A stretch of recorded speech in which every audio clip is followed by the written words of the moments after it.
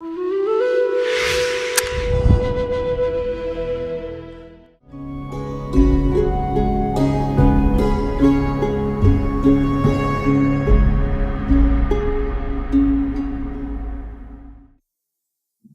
we want to do for any individual does not happen because he wants it. It happens because he earns the necessary capability. Without capability, I want this to happen, I want that to happen, only empty dreams will happen.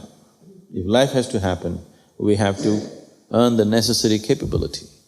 And our capabilities are fundamentally dependent upon how intelligently we can function in every situation in our life.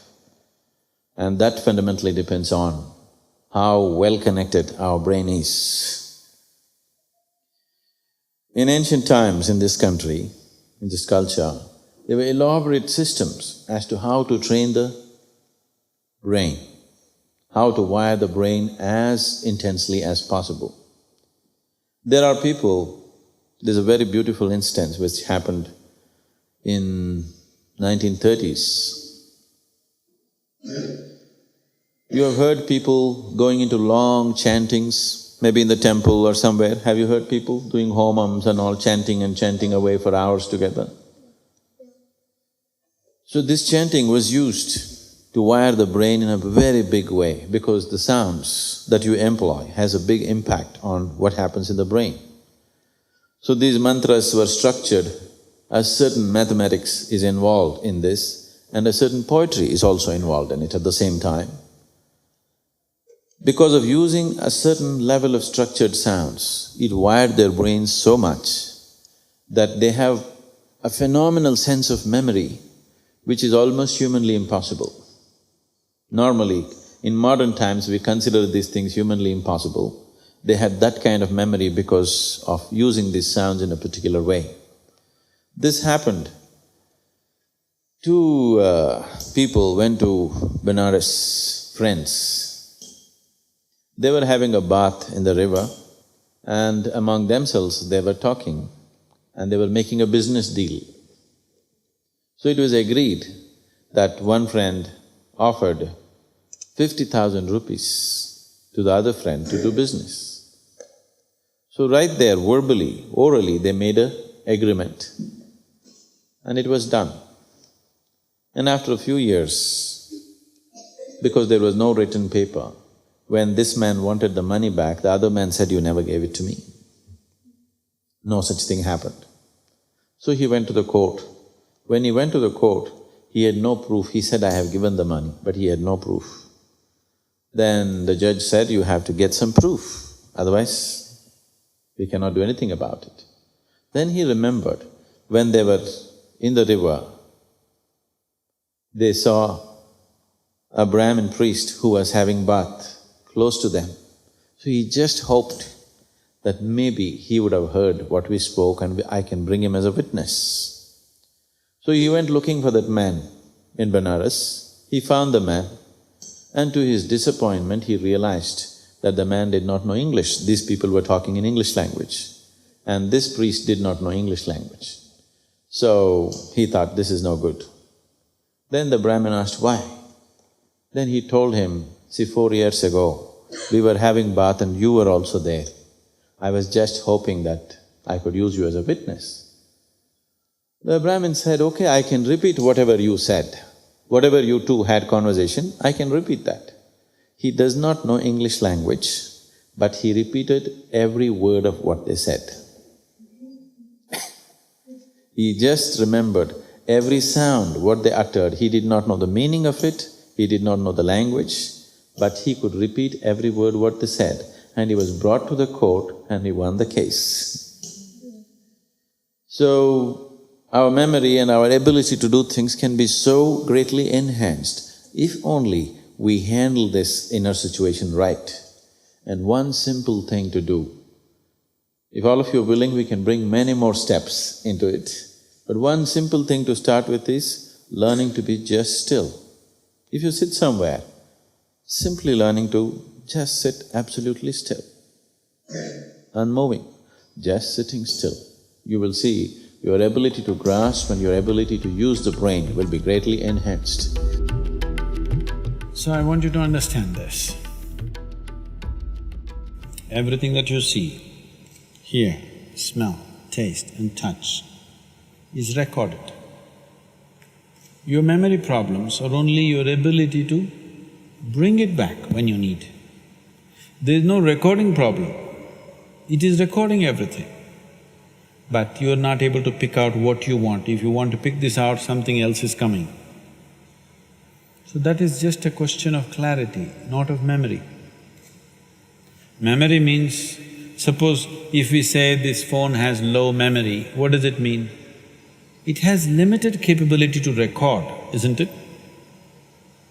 If I press 2, if 5 comes, what does it mean? Bad memory or bad keyboard? Bad keyboard. So this is a question of bad keyboard. This is not a question of bad memory. It's very important that you call 2, not 5. It is a question of bad keyboard. Don't try to fix the memory. Memory is great. Everything that you see is recorded. You're not able to type out the right number. That's all the problem is, isn't it? So this is not a question of memory, this is a question of clarity. So we have to work on clarity. What is it that gives us clarity of mind? First thing is, we learn to… if our clarity is not good by itself, the simple thing is to handle things with a certain precision. This is Hatha Yoga.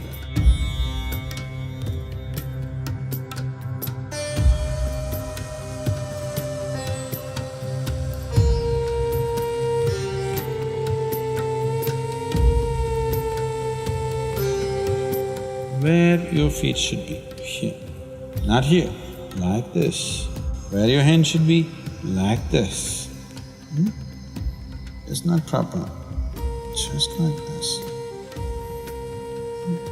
In setting all this, my head is looking down.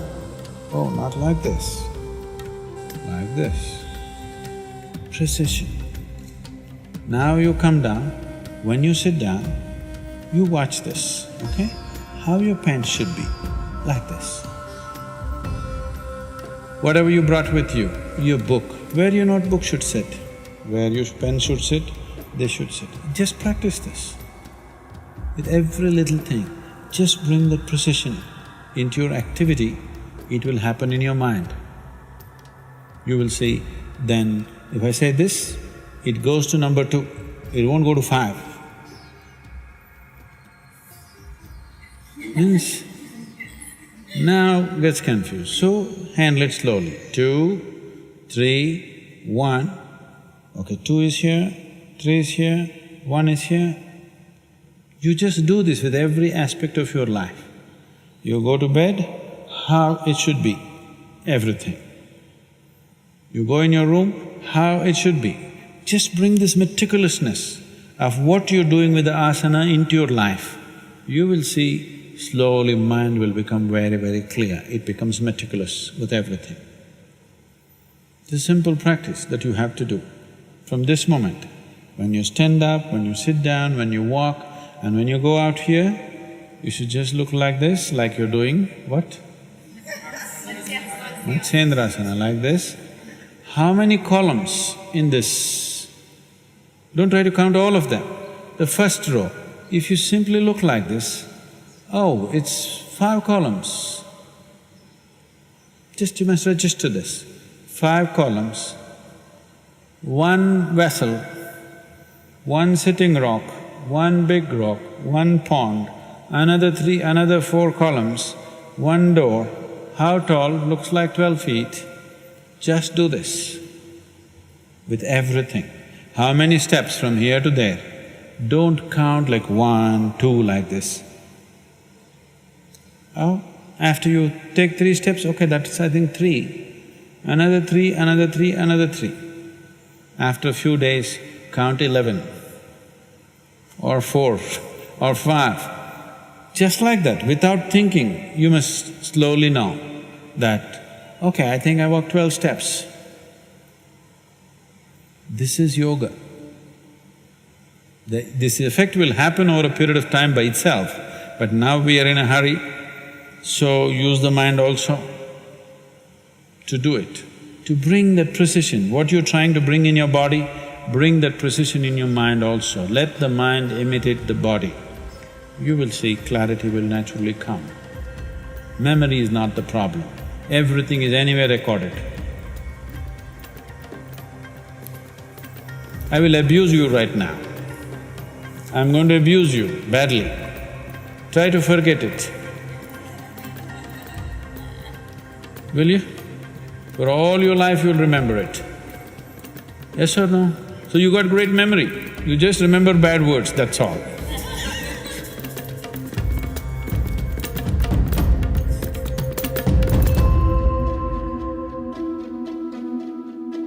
If you exercise your mind like this, it'll become in such a way that you can make it do what you want. You will see slowly mind will become very, very clear. When your mind is single-pointed, it's a powerful instrument. This is something that you do within yourself so that you're able to slip behind the mind. If we know who is behind the mirror, then we can change everything.